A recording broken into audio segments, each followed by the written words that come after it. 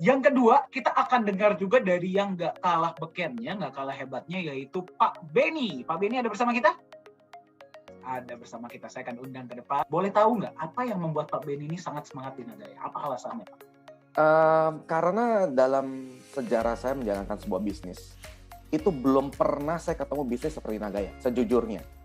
Jadi Nagaya ini ibarat kata kalau pria mencari wanita, ya, kita kan mencari yang benar-benar sempurna, tapi karena belum dapat yang sempurna, dan tiba-tiba nongol di depan kita yang sempurna gitu kan pasti nggak pakai lama, udah nggak lihat kiri kanan, hajar aja terus gitu kan, sampai dapat gitu kan. Nah, jadi kalau saya pribadi, karena saya melihat sesuatu yang berbeda itu di Nagaya, yang membuat saya tertarik untuk, ini aja nih, ini udah paling perfect ini, mau jalanin apa lagi gitu kan, udah paling bener adalah Nagaya aja. Nah, itu yang membuat saya tuh semangat gitu.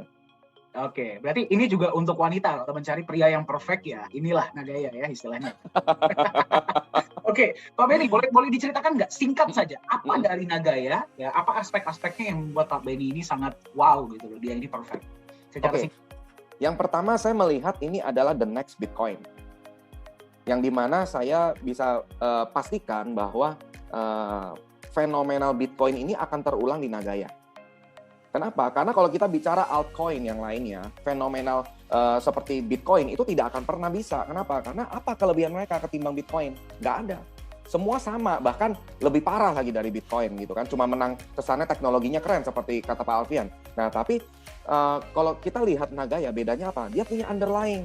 Dia punya underlying aset real sebagai aset yang punya nilai intrinsik yang membackup nilai supaya dia tidak bisa unblock sampai ke dasar, sudah ada jaringnya. Yang kedua, Nagaya ini punya aset produktif, di mana aset produktif ini yang bisa memberikan benefit lebih kepada para pemegang aset supaya mereka tidak mau melepas koinnya begitu saja.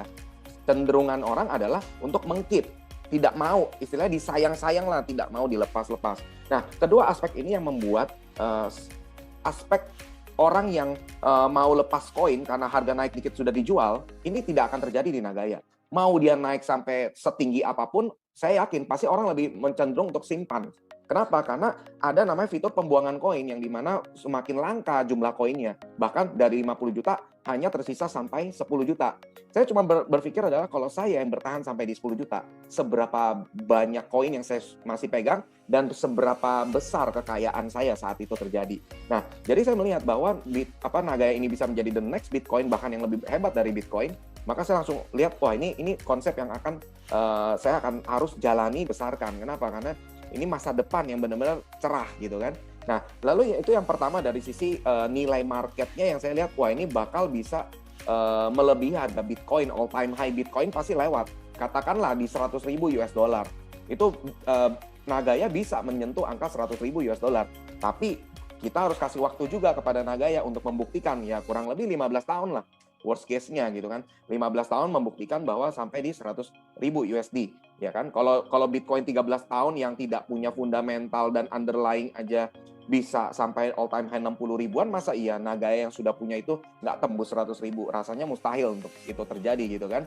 Nah, lalu kemudian yang saya melihat adalah di program referralnya. Karena saya pribadi kan background-nya adalah seorang networker. Jadi ketika saya melihat program referralnya Nagaya ini, saya melihat ini sesuatu yang berbeda. Berbedanya apa? Saling berkesinambungan. Ya, jadi kalau istilahnya, kalau buah si malakamar nggak bisa milih salah satu gitu ya. Nah, jadi kayak gitulah kurang lebih. Jadi ketika saya melihat, Nagaya ini punya konsep yang sangat bagus. Gimana caranya supaya orang benar-benar tidak mau lepas koin? Yang pertama dengan cara dikasih benefit, ya kan? Dikasih benefit, penambahan hak emas, profit sharing yang dibagikan, ini sebagai yang membuat orang alasan untuk simpan ini koin, nggak mau dilepas. Lalu yang kedua, yaitu apa? Ketika kita membangun jaringan, ya, kita kan akan mendapat royalti dari setiap profit sharing yang diterima oleh tim kita, ya kan? Nah, ketika mereka semua terima profit sharing, kita terima royaltinya. Otomatis kita sebagai leader di atas pun, kita akan sebisa mungkin memprotek tim untuk tidak melepas koinnya. Ya kan? Akhirnya apa? Tidak akan terjadi yang namanya jual murah atau obral koin. seperti yang di luaran sana. Naik dikit atau masuk market aja langsung WD gitu kan. Karena apa? Takut habis masuk market unblock nilainya sampai ke dasar. Makanya pas setiap masuk market langsung WD gitu kan. Nah, kalau di Nagaya mau masuk market pun nggak ada yang WD rasanya ya. Kecuali orang itu istilahnya orang-orang yang ikut-ikutan, nggak ngerti konsep, cuman karena latah dia ikutan beli gitu. Nah, nanti pas udah masuk market, nah mereka yang jual. Tapi kembali lagi, orang yang jual ini akan ditelan oleh orang yang mengerti konsep Nagaya. Jadi walaupun berapa banyak orang yang beli secara ikut-ikutan, tapi pada saat masuk market dan mereka jual, pasti semua komunitas Nagaya yang sudah ngerti konsep pasti akan menelan semua koin yang dijual itu. Bahkan tidak sempat untuk dibeli oleh trader yang ada di exchanger gitu kan. Keburu komunitas udah udah makan dulu gitu kan. Kayak saya sendiri ada beberapa penawaran orang yang butuh duit mau jual Nagayanya, saya langsung nanya, harga berapa? Wih, harganya oke nih, langsung settlean gitu kan. Nah, saya rasa hal itu juga akan terjadi ketika nanti saat masuk market gitu kan. Nah, apalagi ketika acara DAO konsensus itu yang membuat saya langsung terbelalak gitu ya, ngelihat, wih, ternyata dunia aja itu tidak seribet Indonesia. Mereka cuma melihat, oh oke, legalitas Singapura. Artinya mereka sudah proven. Karena kalau kita lihat ya, kita bisa menilai lah orang yang expert di dunia kripto sama orang yang amatiran di dunia kripto itu terlihat sekali. Kalau orang expert, dia akan nanya legalitasnya di mana. Oh, negara Singapura, oke, proven. Tapi kalau orang yang amatiran, dia akan nanya gini, sudah masuk market belum? Kenapa dia nggak masuk market? Kenapa dia nggak masuk coinmarketcap.com? Ya kan? Nah, ini kan pertanyaan-pertanyaan orang-orang yang amatiran, yang mereka nggak ngerti tentang kripto, tapi sok-sok mengerti tentang kripto, sok-sok expert gitu kan. Nah, sedangkan kalau kita lihat, landasan apa kalau misalnya koin itu masuk market sudah aman, koin itu ada di CMC sudah aman. Banyak koin yang sudah scam, ya kan? Seperti 2018, koin yang dengan volume terbesar, koin baru volume terbesar, terkenal top 5 di CMC dan di market ada belasan, akhirnya scam, ya kan? Nah, jadi kalau orang masih percaya yang namanya masuk coin market cap sama masuk market itu proven, artinya dia benar-benar nggak upgrade dirinya, dia nggak menambah pengetahuannya tentang kripto, dan dia mau dibodoh-bodohi oleh oknum-oknum tertentu aja, terutama oknum-oknum mafia token gitu kan. Bikin token masukin market, wih ini proven, kenapa? Karena sudah masuk market dan sudah ada di CMC gitu kan. Padahal kita tahu sendiri, caranya mudah sekali untuk masuk ke sana, tapi kenapa Nagaya nggak lakukan itu? Ya karena Nagaya terbentur oleh regulasi Singapura. Nah itu yang saya lihat, tidak sembarangan, karena ketika saya melihat, oke, Nagaya berani ambil tindakan mendaftarkan perusahaan di negara Singapura, itu nggak main-main. Karena kalau blacklist Singapura kan blacklistnya internasional. Nah, beda dengan negara lain, blacklistnya kan nggak internasional. Nah, ini yang membuat saya langsung semakin yakin dan akhirnya saya memutuskan untuk fight. Nah, ditambah, kalau saya sebagai networker, saya melihat dari sisi program referral ini, terutama royalty, saya hanya cukup bangun satu kali jaringan. Habis itu saya benar-benar time freedom, money freedom. Kenapa? Karena profit sharing itu tidak bergantung pada omset. Koin sudah terjual habis, profit sharing tetap dapat. Kenapa? Karena proyek jalan terus. Beda dengan saya dulu membangun bisnis-bisnis jaringan, harus mengandalkan repeat order produk, ya kan, mengandalkan omset tahunan. Nah, ini kan yang membuat akhirnya ujung-ujungnya aktif income, bukan passive income. Tapi ketika saya melihat di Nagaya, wah ini benar-benar real passive income dari proyek-proyek yang dijalankan. Apalagi semakin banyak koin yang terjual, proyek makin nambah. Profit sharing dibaginya makin besar gitu kan. Nah, jadi kurang lebih seperti itu Pak Dani, singkatnya. Mantap ya, berarti beberapa poin-poin, legalitas, backup, sistem referralnya, ya. Dan saya sangat suka yang tadi Pak Benny bilang ya, orang yang nanya market dan coin market cap sebelum tanya tentang koin itu biasanya mereka nggak terlalu paham, karena mereka nggak tahu CMC dan market itu tuh masuknya sebenarnya segampang apa sih. Justru yang bisa mendapatkan legalitas negara Singapura itu yang ribet, ya kan? Betul. Pak Benny, boleh tahu nggak secara singkat aja Pak, impiannya bersama Nagaya bagaimana Pak ke depannya? Impian saya bersama Nagaya, saya target pribadi ya, saya mentargetkan diri saya harus punya 1 juta koin. Supaya terburuknya saya punya 100.000 koin. Nah, dengan 100.000 koin itu saya bisa melakukan apapun di seluruh dunia ini. Kenapa? Karena saya cuma berasumsi kalau dia naik ke $100 aja, saya sudah bisa melakukan apapun. apalagi kalau naiknya ke 100.000 US dollar, wah itu sudah jadi bahkan sultan, bisa jadi sultan dan bisa beli pulau gitu kan. Besok pembicaraannya udah nggak mau beli barangan, tapi mau beli pulau di mana ya Pak ya? Nah itu. Oke, Pak Benny, hari ini kan kita mau kenaikan harga nih, mungkin dalam waktu beberapa jam ya. Ada beberapa dari kita yang masih berpikir belum top up, bahkan mungkin ada yang mikir, wah saya mau top up dong. Apa pesan Pak Benny untuk mereka bisa top up hari ini, agar mereka cepat top up hari ini? Oke, jadi kalau biasa kalau misalnya bawa edukasi, saya sering mengatakan hal ini. Semua orang ingin sukses, betul kan? Dari sisi keuangan, semua orang ingin sukses.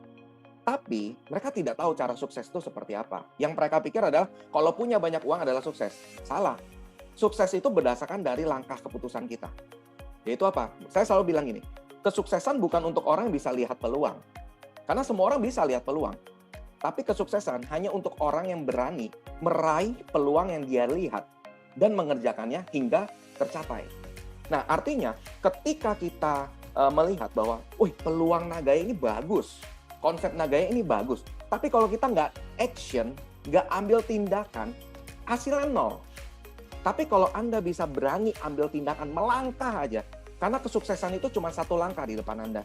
Ketika Anda berani melangkah, itu Anda sudah awal dari kesuksesan kehidupan Anda. Nah, tapi ketika Anda berpikir-pikir, mendengar kanan kiri, percayalah, banyak orang yang cemburu. Banyak orang yang nggak suka Anda sukses. Tapi kalau Anda percaya terhadap intuisi hati Anda, insting ya, melihat bahwa Nagaya ini bagus, segera ambil keputusan, mumpung harga masih lama nih. Nah, kenapa? Karena hitungan 3 jam lagi, setiap orang yang beli di harga sekarang langsung untung 8,7%. Pertanyaannya, bisnis apa yang bisa kasih kayak begitu? Langsung untung 8,7%, nggak percaya hitung aja. $1,75 dikurangin $1,61, hasilnya dikali 100 dibagi harga saat ini 1,61, hasilnya 8,7%. Nah, pertanyaannya di mana lagi bisa dapat keuntungan sebesar itu? Nah, tapi jangan langsung dijual Bapak Ibu, sayang. Tunggu harga $100 baru dijual, itulah baru konsep holder.